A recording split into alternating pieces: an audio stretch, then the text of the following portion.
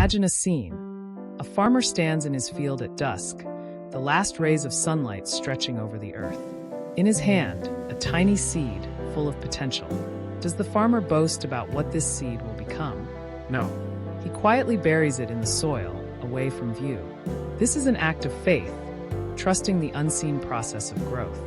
In time, that seed becomes something much greater than itself, bearing fruit to feed many. Today, I want to share something that goes against the grain of what we often do in today's world. The importance of keeping your dreams and goals private. We live in an age where everything is on display. Our meals, our vacations, our highs and our lows. But have we ever stopped to ask ourselves, do I really need to share everything with everyone? Sometimes silence is the strongest move you can make. In James 1 verse 19, we're told, "Be quick to listen, slow to speak." Think of this as wisdom for our everyday lives.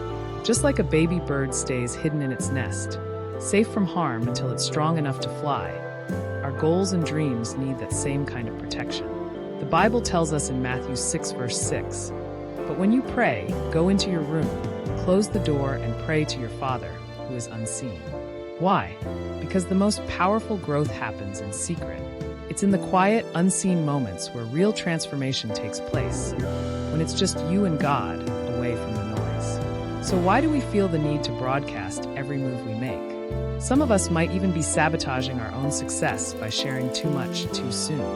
Take a lesson from Nehemiah, who was busy rebuilding the walls of Jerusalem.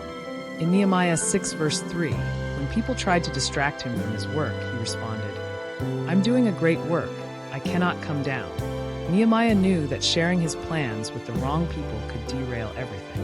He stayed focused and finished what he started. How often do we let distractions pull us away from our work? How often do we seek validation from people who don't understand our vision? Think back to when Jesus healed the blind man in Bethsaida, Mark 8 verses 22 to 26. After the healing, Jesus told him, "Don't go into the village, don't tell anyone." Even Jesus understood that not everything needs to be publicized. Some victories are meant to be private. Sometimes the most powerful work happens in the quiet. It's not about being secretive for the sake of secrecy. It's about being wise. You don't have to tell everyone what you're working on. You don't need applause to know that you're doing something important.